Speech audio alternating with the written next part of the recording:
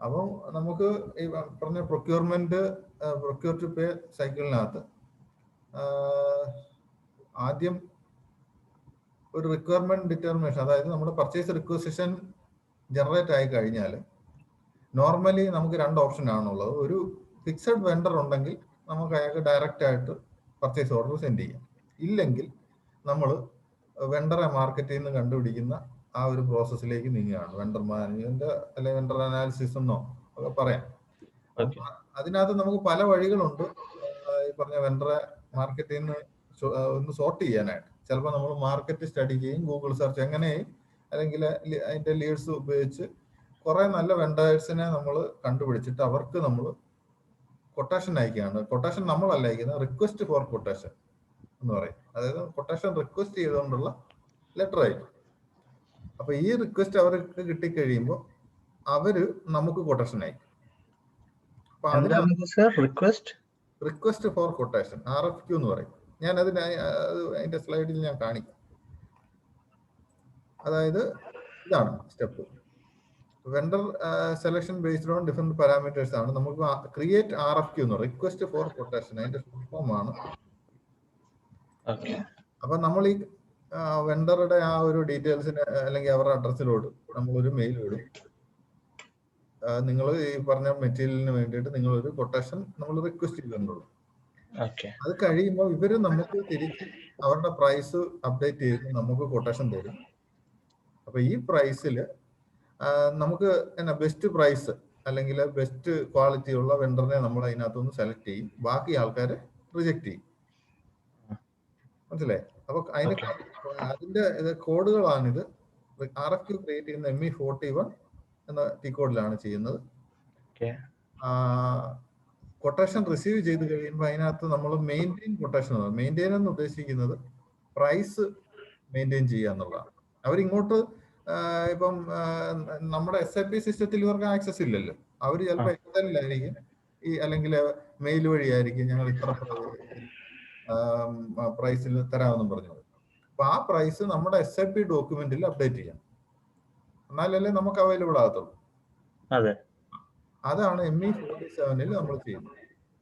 പിന്നീട് compare price ആണ്. അപ്പൊ ഈ സെയിം ടൈപ്പ് ഓഫ് കൊട്ടേഷനെ നമ്മൾ സിസ്റ്റം വെച്ച് തന്നെ കമ്പയർ ചെയ്യും. SAPയിലൂടെ തന്നെ നമ്മൾ കമ്പയർ ചെയ്തിട്ട് ബെസ്റ്റ് കൊട്ടേഷൻ സെലക്ട് ചെയ്യുന്നു, ബാക്കി റിജക്ട് ചെയ്യും. എന്നിട്ട് ആ സെലക്ട് ചെയ്ത കൊട്ടേഷന്റെ വെണ്ടർക്ക് നമ്മൾ പർച്ചേസ് ഓർഡർ ആയി. പിന്നെ നമ്മൾ ഇന്നലെ ചെയ്ത ആ പ്രോസസ് തന്നെ. അപ്പൊ അതിന്റെ കോഡ്സ് മനസ്സിലാക്കിക്കോണം. ME41, ME47, ME49. പിന്നെ ഇത് RFQവിനകത്ത് ശ്രദ്ധിക്കേണ്ട ഒരു ഇമ്പോർട്ടൻറ്റ് ക്രൈറ്റീരിയ എന്ന് പറഞ്ഞാൽ ഈ കളക്റ്റീവ് ഇത് ഡാറ്റാസ് എല്ലാം ഫില്ല് ചെയ്ത് കഴിഞ്ഞാൽ കളക്റ്റീവ് നമ്പർ എന്നും പറഞ്ഞൊരു നമ്പർ ഉണ്ട് ഇതിനകത്ത്. Collective number COLLNO. ജസ്റ്റ് അത് നോട്ട് ചെയ്തോണം, കാരണം ഇന്റർവ്യൂവിനൊക്കെ ചിലപ്പോൾ ചോദിക്കാൻ സാധ്യതയുണ്ട് എന്താണ് ഇതിന്റെ ഇമ്പോർട്ടൻസ് എന്താണ്. ഈ നമ്പർ തന്നെ നമുക്കിപ്പോ ഒരു 5 കൊട്ടേഷൻ ഉണ്ട്. അതിനകത്ത് ചിലപ്പം ഒരു 20 മെറ്റീരിയൽ ഉണ്ടെന്ന് വിചാരിച്ചു. അതിനകത്ത് നമ്മൾ എല്ലാവർക്കും 5 കൊട്ടേഷൻ വീതം അയക്കുക. അപ്പൊ 100 കൊട്ടേഷൻ കാണും. പക്ഷെ ഈ പർട്ടിക്കുലർ മെറ്റീരിയലിന് പോയ 5 കൊട്ടേഷൻ ഏതാണെന്നുള്ളത് തിരിച്ചറിയാനായിട്ട് നമുക്ക് ഒരു നമ്പർ വെച്ചാണ് ഐഡന്റിഫൈ ചെയ്യുന്നത്. കോമൺ ആയിട്ട് ഒരു ID നമ്പർ എന്ന് വിചാരിച്ചു. അതാണ് ഈ കളക്റ്റീവ് നമ്പർ.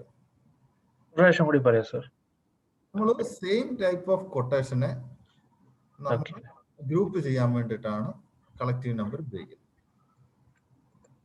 ഇപ്പൊ ഞാൻ ഒരു ലാപ്ടോപ്പ് വേണമെന്നും പറഞ്ഞ് 5 പേർക്ക് ഒരു കൊട്ടേഷൻ അയച്ചാൽ ആ 5 കൊട്ടേഷനകത്തും ഒരു കളക്റ്റീവ് നമ്പർ ആയിരിക്കും ഉണ്ടാവുക. വേറെ മൗസ് വേണമെന്നും പറഞ്ഞ് വേറെ 5 പേർക്ക് കൊട്ടേഷൻ അയച്ചാൽ വേറൊരു കളക്റ്റീവ് നമ്പർ ആയിരിക്കും ആ മൗസിന്റെ കളക്റ്റീവ് നമ്പർ ആയിട്ട് വരുന്നത് 5 എണ്ണത്തിനകത്ത്. അതായത് നമ്മൾ പിന്നീട് ഇതിനെ ഒന്ന് അനാലിസിസ് നടത്തണമെങ്കിൽ നമ്മൾക്ക് കളക്റ്റീവ് നമ്പർ ഉപയോഗിച്ചാൽ പറ്റും. അതാണ് നമ്മൾ ഉദ്ദേശിക്കുന്നത്. പിന്നീട് വാലിഡിറ്റി സ്റ്റാർട്ടും എൻഡും ഉണ്ട്. വാലിഡിറ്റി സ്റ്റാർട്ട് എന്ന് പറഞ്ഞാൽ നമ്മൾ ഈ കൊട്ടേഷൻ നമ്മൾ എത്ര പീരീഡിൽ നമുക്കറിയാലോ, ഇത് 5 ദിവസത്തിനകം നിങ്ങൾ മറുപടി തരണം എന്നൊക്കെ പറയുന്നത് കേട്ടില്ലേ. അങ്ങനെ അതാണ് ഒരു വാലിഡിറ്റി എന്ന് പറയുന്നത്.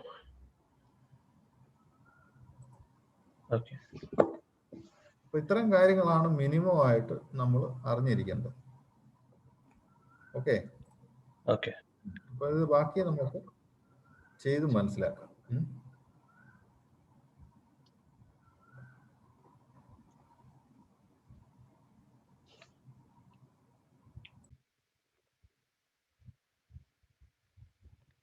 ആദ്യമായിട്ട് നമ്മൾ റിക്വസ്റ്റ് ഫോർ കൊട്ടേഷൻ, അതായത് അതിന്റെ ടി കോഡ് ME41 ആണ്. അതിനകത്ത് നമ്മൾ ഓരോ വെൻഡേഴ്സിനോട് റിക്വസ്റ്റ് ചെയ്യാണ്, ഇന്ന ടൈമിൽ നമുക്ക് കൊട്ടേഷൻ, ഇന്ന മെറ്റീരിയലിന് വേണ്ടിയിട്ടുള്ള കൊട്ടേഷൻ റിക്വസ്റ്റ് ചെയ്യാം. അതിന് നമുക്കൊരു ഡെഡ് ലൈൻ കൊടുക്കണം. അറ്റ്ലീസ്റ്റ് 1 ഡേ ഡിഫറൻസിലെങ്കിലും തൽക്കാലം ടെസ്റ്റിംഗ് കൊടുക്കാം.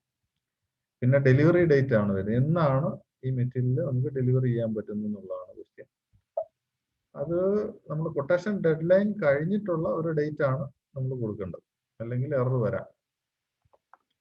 പിന്നെ ഇതിനകത്ത് ഹെഡറിൽ ഒരു കളക്റ്റീവ് നമ്പർ എന്ന് പറഞ്ഞൊരു ഓപ്ഷൻ ഉണ്ട്. ഇതെന്ന് പറഞ്ഞാൽ സെയിം കൊട്ടേഷനെ ഐഡന്റിഫൈ ചെയ്യാൻ വേണ്ടിയിട്ടാണ് കളക്റ്റീവ് നമ്പർ ഉപയോഗിക്കുന്നത്.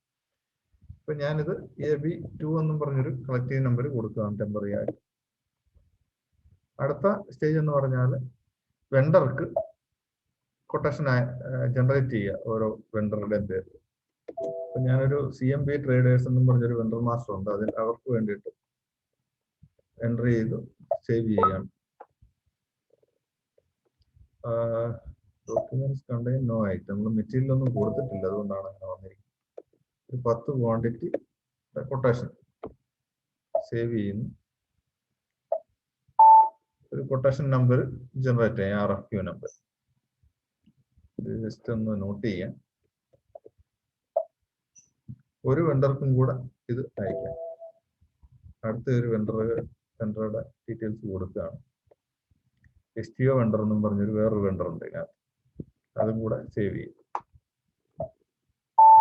ഇപ്പൊ ടോട്ടലി നമുക്ക് 2 കൊട്ടേഷൻസ് കിട്ടി. RFQ കൊട്ടേഷൻസ് അല്ല, RFQ റിക്വസ്റ്റ് ഫോർ കൊട്ടേഷൻ. ഇത് വെണ്ടർക്ക് നമ്മൾ അയച്ചു കൊടുത്തു കഴിയുമ്പോൾ അവര് പ്രൈസ് നമ്മൾ ഇട്ട് നമുക്ക് ഒരു അപ്ഡേഷൻ തരും. അപ്പൊ നമ്മൾ നമ്മുടെ സിസ്റ്റത്തിൽ ഈ RFQ-നകത്ത് ആ പ്രൈസ് മെയിൻറ്റെയിൻ ചെയ്യാം. അതിന്റെ കോഡാണ് ME47 എന്ന് പറയുന്ന ഈ കോഡ്. ഇതിനകത്ത് ആദ്യത്തെ കൊട്ടേഷൻ എടുക്കുക. അതിന് സപ്പോസ് ഒരു 11 റുപ്പീസിന് തരാമെന്നും പറഞ്ഞ് ഉള്ളൊരു പ്രൈസ് ആണെങ്കിൽ നമ്മൾ അത് മെയിൻറ്റെയിൻ ചെയ്യുന്നു. അടുത്ത പ്രൈസ് ഒരു 12 റുപ്പീസ് ഇട്ട് അപ്ഡേറ്റ് ചെയ്യും. 2 കൊട്ടേഷനും പ്രൈസ് മെയിൻറ്റെയിൻ ചെയ്തു. പിന്നീട് നമ്മൾ ഈ കൊട്ടേഷൻ അനലൈസ് ചെയ്യുകയാണ്. അതിന്റെ പ്രൈസ് ME49 കമ്പയറിംഗ് ആണ്. ഇതിനകത്ത് കളക്റ്റീവ് നമ്പർ ഉപയോഗിച്ച് ഇതിനെ കമ്പയർ ചെയ്യാൻ പറ്റും. AB2 എന്നും പറഞ്ഞൊരു കളക്റ്റീവ് നമ്പറാണ് കൊടുത്തിരുന്നത്, അത് എക്സിക്യൂട്ട് ചെയ്യുക. അപ്പൊ ഇതിനകത്ത് കാണാൻ പറ്റും ഒരു പ്രൈസ് കൂടുതലും മറ്റത് കുറവാണ്. അപ്പൊ ഇതിനകത്തുനിന്ന് തന്നെ നമുക്കൊരു കൊട്ടേഷൻ റിജക്ട് ചെയ്യാം. ഇപ്പൊ ഹൈ പ്രൈസിനെ നമുക്ക് വേണ്ടെന്നുണ്ടെങ്കിൽ ഇതിവിടെ ഡബിൾ ക്ലിക്ക് ചെയ്യുന്നു, ഒരു റിജക്ഷൻ ഇൻഡിക്കേറ്റർ ഉണ്ട്, അത് ടിക്ക് ചെയ്ത് സേവ് ചെയ്യും. അടുത്ത കൊട്ടേഷൻ നമ്മളത് ഇതിനെ നമുക്ക് കൺവേർട്ട് ചെയ്ത് പർച്ചേസ് ഓർഡർ ആയിട്ട് കൺവേർട്ട് ചെയ്യാൻ പറ്റും. ME21N-ലേക്ക് നമുക്ക് ഇതിനെ യൂസ് ചെയ്യാൻ പറ്റും.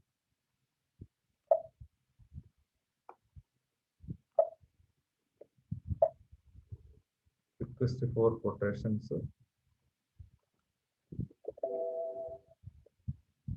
ഇത് ഞാൻ എക്സിക്യൂട്ട് ചെയ്യുകയാണ്.